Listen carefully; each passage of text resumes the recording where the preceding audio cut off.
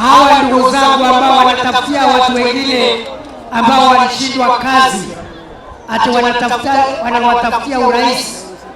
Mimi nataka niwaulize hivi, kule katika ile timu nyingine number 1, kiti ya number 1 imeenda, kiti ya number 2 imeenda, ya number 3 imeenda.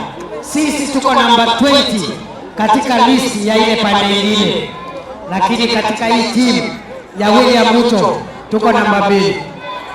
Tuko namba ngapi?